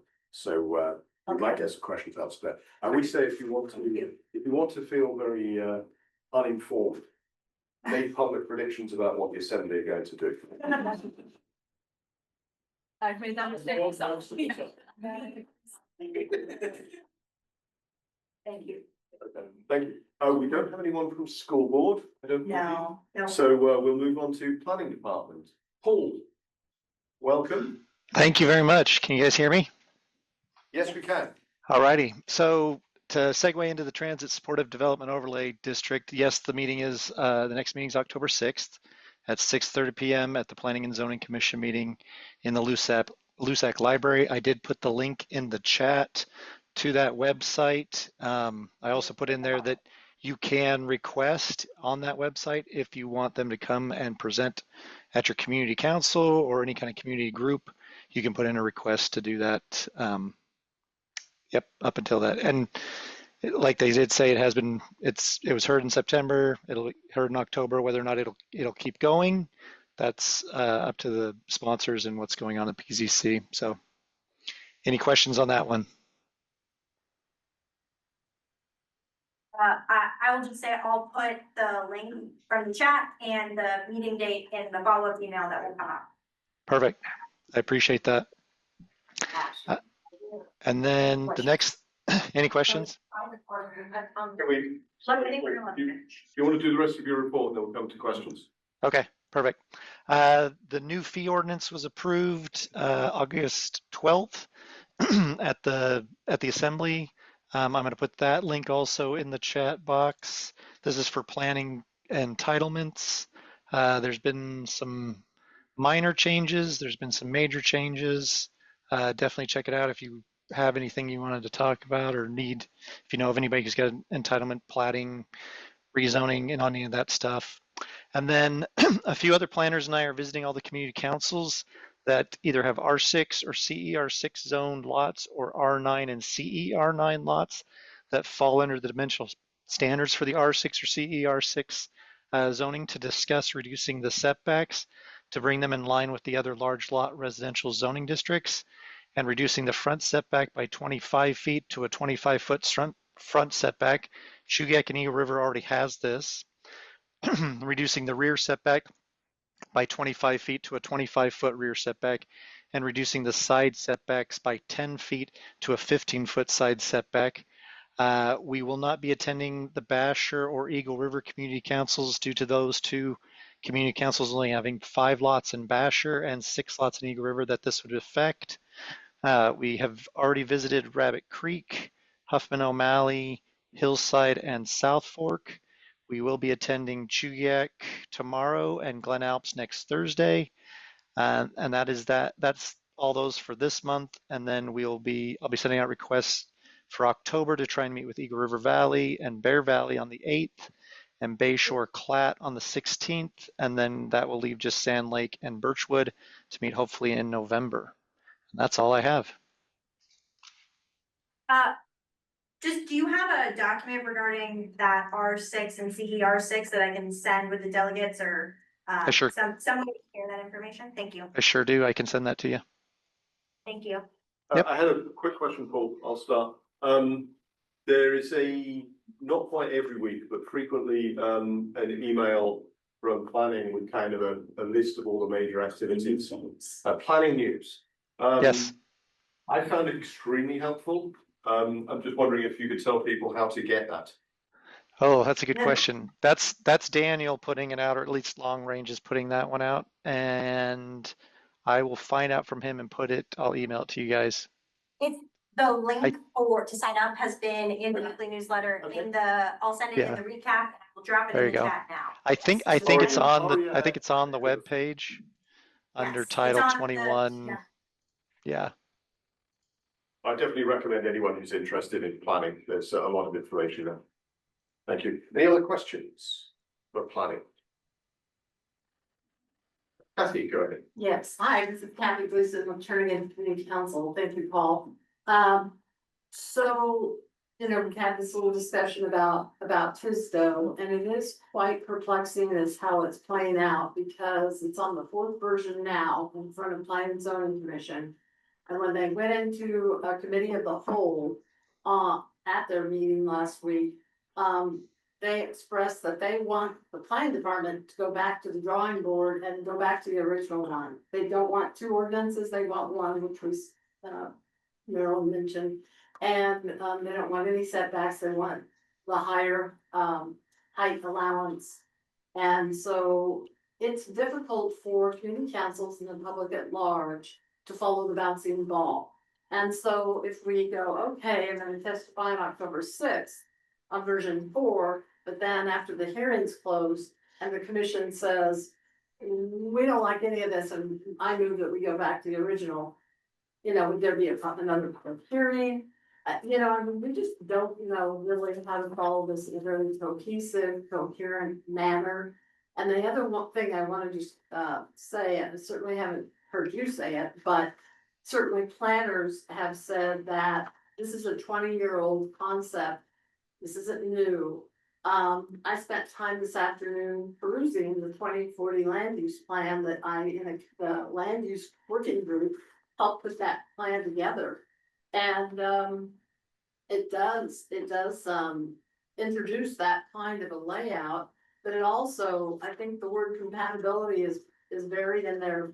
Seemed like 100 times, but I'm exaggerating, of course, that it's compatible with existing neighborhoods. The character doesn't change existing neighborhoods, et cetera, et cetera. We put a lot of caveats in that plan with regard to that proposal. But it seems like the current people proposing this and pushing it through, trying to push it through, hasn't read the plan that they keep referring to. This has been on the works for 20 years. So I think we just need a lot more dialogue before this can move forward through the public hearing stage. Because we don't even know which version we can be providing input on at this point. So thank you, Paul. Yep. And it is ever changing. You have to pretty much follow the website to figure out what versions are being changed or updated. It's a moving target. Yes, I got that. And I'm not on that team. It's mainly being headed up by Daniel McKenna Foster and Long Range and the Long Range team. Thank you very much. You're welcome. Just editorializing, I think that's one of the challenges of one extreme. There is no listening to the community of something as a static proposal that this goes through quickly and comes out the other side. As soon as dialogue happens, there's inherent change. And keeping up to date with that change is a very, very difficult problem. Oh, was there another question? Oh, sorry. Just real quickly, Paul. If a community council would like to submit their request for public comment on the October 6th meeting, how many minutes do they have? If you're part of the community council, you get 5. If you're an individual, you get 3. If you're representing, 31 person. They combine the cases so they can give a double. Okay, so 10 minutes. Yeah, thank you. If they put it back to 1 again, then They're not gonna they're split the cases. It's about the cases, not the AOs. So it's 20, 25, 30, and 34. They combine the cases so you get more time. Okay. Thank you. Very good. Yeah. Okay. Combined them. Thank you. We're gonna move on to our next topic. This is discussion, yeah, thank you. Thank you, Alan. Thank you, Paul. This is something, so we call it common topics amongst community councils. One of the things we've been sort of listening to the feedback from community councils and the comments about the council doing, and there are some themes that kind of emerging. So the two we identified, and there are probably more.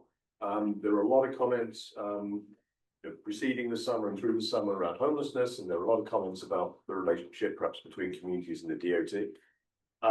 So these were two topics we've seen, and opportunity for any others to be introduced as well. Yes. Is there anything you want to talk about? Yes, so in order to serve this body better, I have been trying to listen to the things that have come up as part of your regular reportings. And in the last couple meetings, these are two of the things that I've identified, and one, would love to talk about these and see if there's a presenter that you want to hear from or a topic in particular that we can bring here to do a presentation or a conversation. And then two, if there's like other common themes, I try to connect community councils as I hear about them talking about similar things. Councils dealing with like alcohol and marijuana, commonalities are an example where I've like connected a couple councils. And so this is where this is like my note taking, so I can write stuff down and you guys can kind of like live see me taking notes. But you know, with homelessness, I had heard a couple of councils talking about how post Davis Park and the abatement there, they were feeling maybe the pressure of some unhoused individuals moving into their neighborhood. And so I'm wondering, like, are you guys getting that feedback from your councils? Is there like, maybe I should invite Thea here to have a conversation with you guys about like what the muni is doing to like work with that post this like large abatement. It kind of seems like maybe there's something. If not, great. But I just want to try and like serve you guys best and have presenters that are gonna speak to what you want to talk. I've had several neighbors regarding homelessness talk about how even when they put stuff out on the map, they feel that it, you know, for where the homeless camps are, that it doesn't go anywhere. So maybe we need a discussion or a presentation on how that works and that process, so people understand how it works. How what works? Sorry. How the abatement works for, sorry, I should have said that. But, or lack thereof, when it takes a long time for that process. And how the reporting works. And how the reporting works for it, and what happens with it. Put it down on the map, what happened? Mm-hmm. They have an app going, there's a whole, Right. put the top. Right. I mean, took all summer to get 42nd and at the west end of 42nd, it took all summer to get that abated. They probably stole all the tools from the contract, that's why it's taking so long to get 42nd now. Right. We have a question online, Sarah. Thanks. Can you hear me? Yeah. Okay. So two things have come up for Spinard. It's not really just homelessness. It's not alcohol or marijuana. It's fentanyl. How do we address misuse of substances and using substances in public places that are so much more dangerous than even alcohol or marijuana? And then the second thing is just something along the lines of like, we passed a resolution. Now what? Like, how do we follow up? Just some guidance on that. Yeah. Sorry, I'm note taking too, so apologies. Sure. So along those lines, whenever you call 311 and you put in a request for some sort of attention to a campground in your park, how does that work? Where does that information go? What's the follow-up when you get an incident number? You know, I think the public doesn't understand whenever complaints are lodged with dispatch, how that filters through the system or what the follow-up is. That would be very helpful, I think, for a lot of people to understand. And the sense I'm getting from some of this is some of this might fall in the local lens. I also want to know like what you guys as delegates and as people who bring back information want to hear, because a lot of times people come and they present here and then you invite them to your community council. So if there's like loving all of this, but then also thinking like grander when we think about like collaboration and things you guys want to give input on, or like maybe you're not feeling heard from the municipality or from certain departments or anything, like that's also what I'm looking for, so. But got that, thank you, John. Thank you. Well, there is a municipal website where you can report encampments, and I did that earlier this summer, part of June, maybe July, for the parkland that it goes from Northern Lights down Seward Highway, down the hill to East 20th. And I made that report. I did get a reply. I was trying to find it. And then she said, or whoever responded said, please don't report it again. So I don't, okay, so I waited to see how long it would take, and it did take about a month and a half before that entire, well, they did just Northern Lights to Fireweed at first. And then they did the rest downhill to East 20. But there is a municipal website that you can report these encampments, and we do get a response back, but might not be what you might hear. Can I just interject, when it's a DOT road, then is there a reporting at the state level at DOT, or if you report a camp, it's on DOT roads, then you report it in the municipal configuration behind the scenes to then collaborate with DOT, because when they make a decision, and that's when Kerrigan / Bernard tried to deal with a tribal area where Northern Lights and Benson merge in our neck of the woods. Yeah, we tried Muni and they said it's DOT, and then DOC said, well, the community's doing it, and so there's the collaboration a little foggy between those two, the state and the municipality. Within the muni, it's fine. Pardon? Within the muni, it's fine. Because we can call 311 and report, and they say, no, you should be putting it on the map. Why are you calling us? We've gone ahead and put it on the map, and nothing is done. So the shootings that was done in Davis Court, we had reported 2 days before the camp. This takes some time to act I on. understand. Pamela. Yes, so I think this goes back to my rhetorical question to the Assemblywoman. So in Northeast, we have passed a number of homelessness resolutions and had them read into the reports at the Assembly and have had silence after that. We had one of the lieutenants come to our last meeting to tell us how the abatement process was working, what some of the challenges are, how to address making calls in so not to clog up 911, other options that you had. Spoke, even though it wasn't his topic, spoke a little bit about the dashboard. Our homelessness committee is working with other homelessness committees throughout the different councils. And I really think that this issue, because it's the, as Bernard said, it's your entrenched drug use and abuse issues that are permeating the city and really are kind of an overlay of the entire problem. So having more of a real discussion, I think, rather than dragging them all over the place, if the FCC was to host something for the councils to come on a topic like this, to have real dialogue. Don't read, and forgive me if I'm really blunt about this, but don't read me the headline.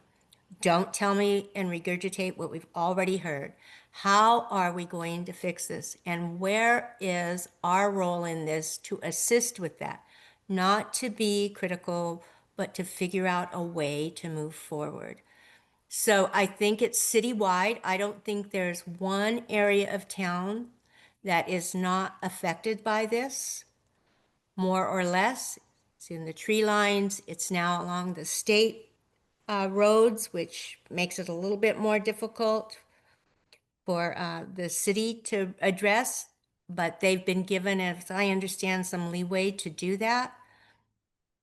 But without losing dignity for everyone, but coming up with real live workable processes and just open discussion, real honest, basic.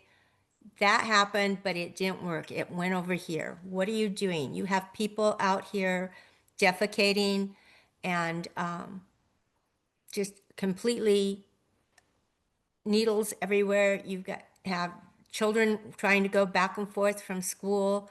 This is not a good plan or lack of plan. So I think to help cut down on the frustration and to find a way forward, but what will be an answer? Or is there an answer? Or does the assembly feel that they owe an answer?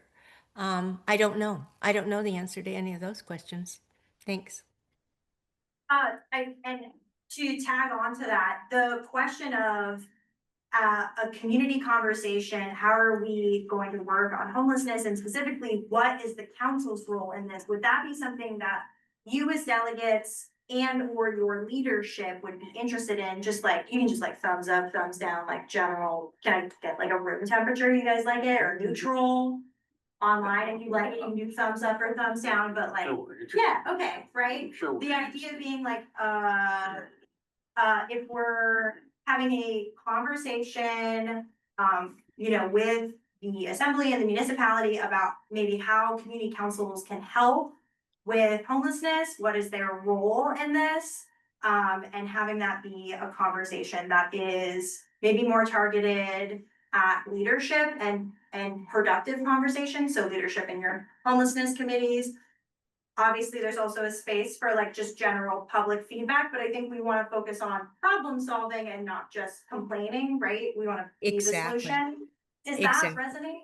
Is that resonating? Okay, if I'm off. That's no, exactly, because, and you know, quite frankly, the homelessness committee meets at 11 o'clock in the morning. So I don't know how anybody's gonna be helpful on that.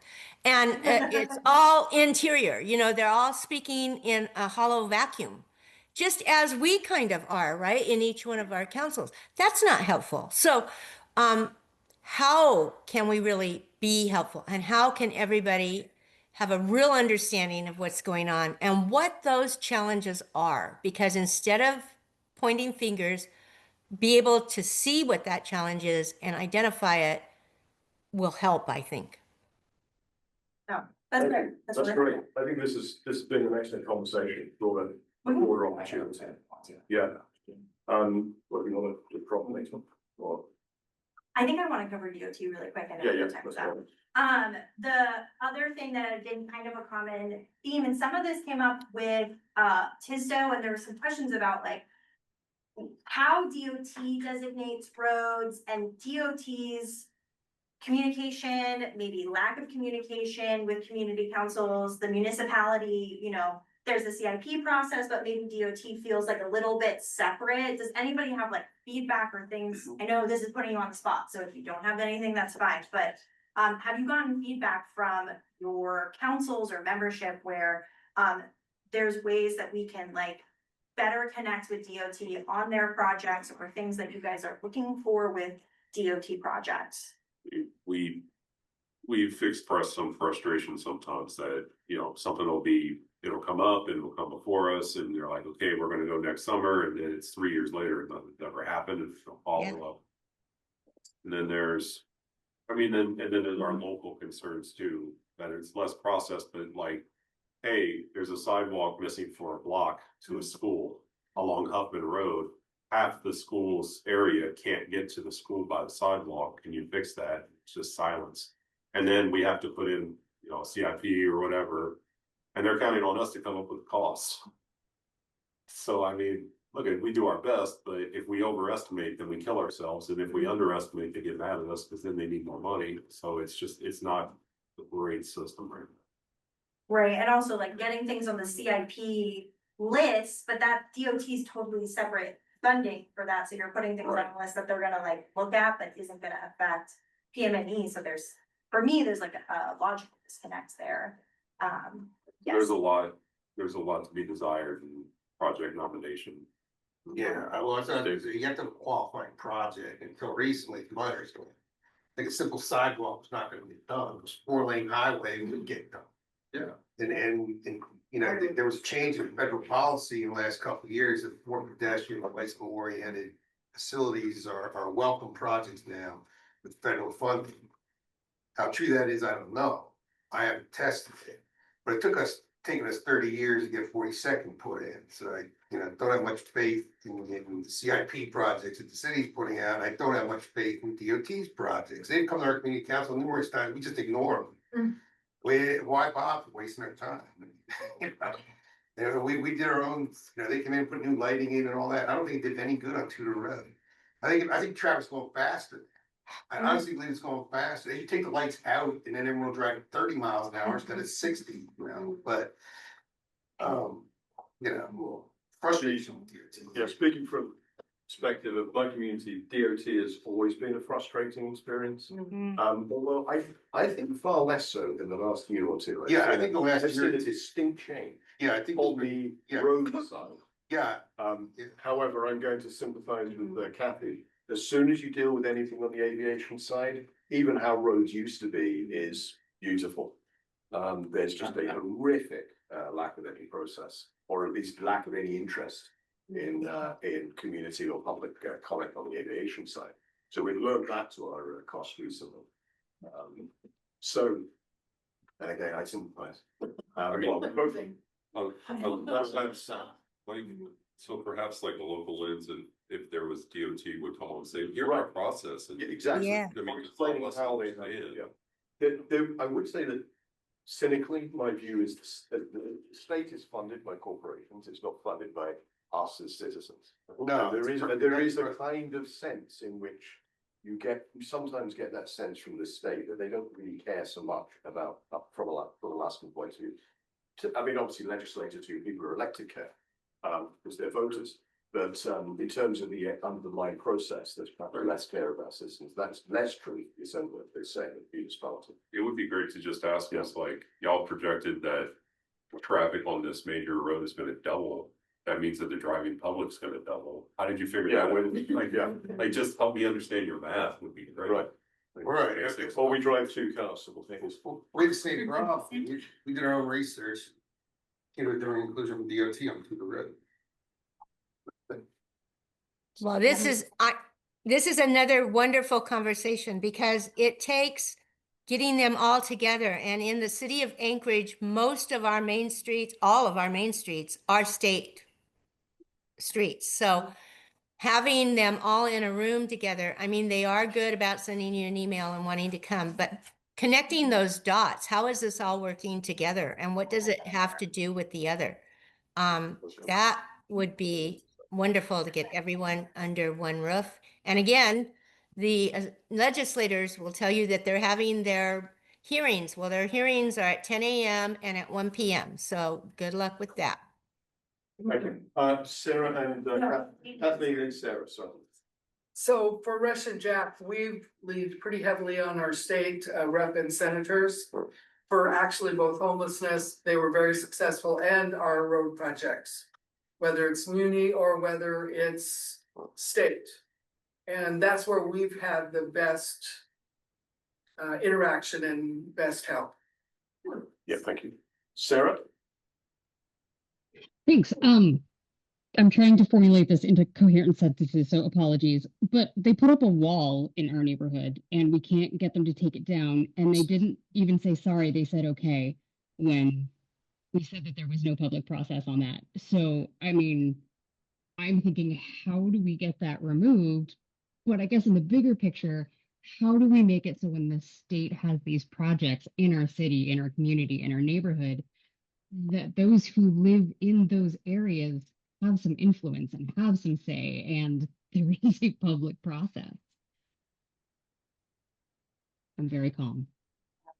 And I bring all of this up too, because they're doing a long range plan, right? Like, I think it's a long range process plan, and they're requesting user stories. And so I had reached out to be like, well, how are you going about community councils? So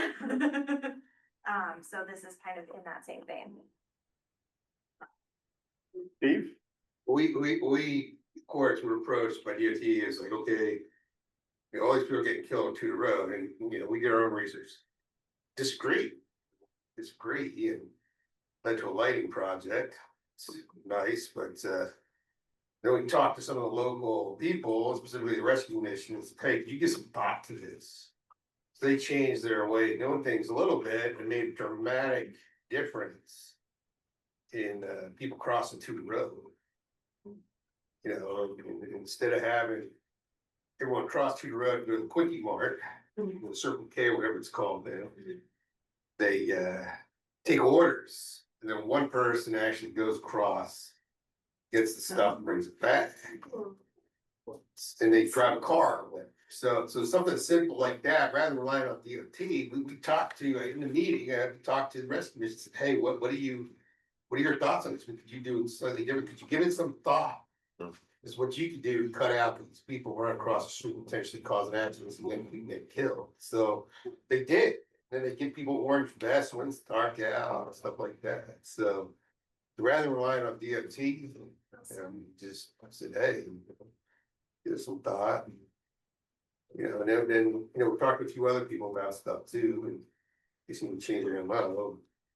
Might be a little concerned now because they build that new rehab facility at Tudor and Elmore. We're about to hit, is that another question for Sam? Yes. So, okay, we're about to hit 8 o'clock, so if anyone wants to extend the meeting by a couple more minutes, we can do that just to finish this conversation. I think the leadership office will push off to next month. Yep. So if anyone wants to extend by a couple of minutes, say so. Move to extend for 5 minutes. Thank you. Thank you. I'll do that by consent.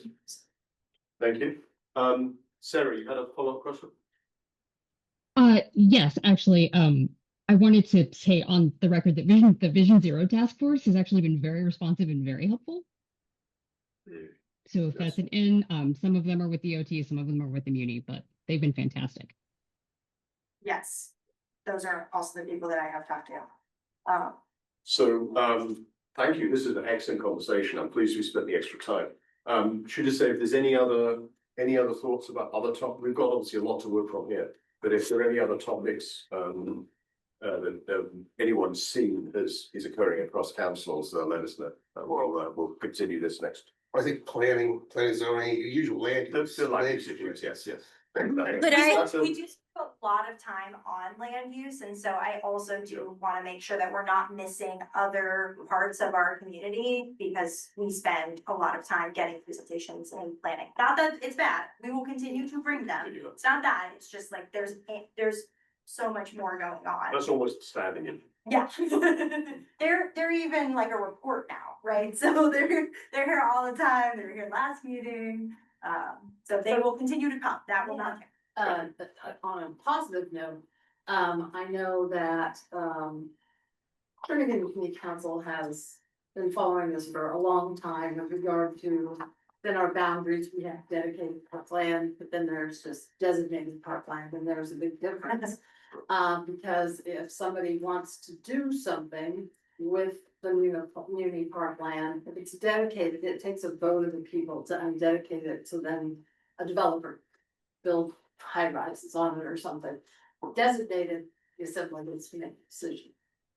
And so it's a big difference. And I know that early on I talked to the mayor and she was all in, but there hasn't seemed to be any. I think we need maybe councils, like the majority, if not every council, need to come up with some kind of resolution that request that this should be a high priority. And I know that within the departments, Parks Department, staffing, it takes a long time to figure out which ones are dedicated and designated. They don't actually have that data just. But 10 years ago, I worked with Tom Perosi and Jernigan, he decided it for Jernigan. So I suggest that Jernigan be a pilot one because they don't have to do any work. It's just a legislative thing. But every council should be looking at your park inventory, try and find out if it's dedicated or designated, because as the city grows and develops, parkland is a finite thing, and so we feel strongly that they should have the most, highest protection as far as dedication rather than designated, but I know every council's gotta have both. And most people have no clue what the difference is, but it could be a major difference. So I'd love to see this maybe on the next agenda or two, where we talk about maybe coming up with something more formal and finally get the ball rolling on this. Along with that, Parks and Rec has a book from when I was on a couple years ago, like almost 20. But I know what we're talking about, I have that, but.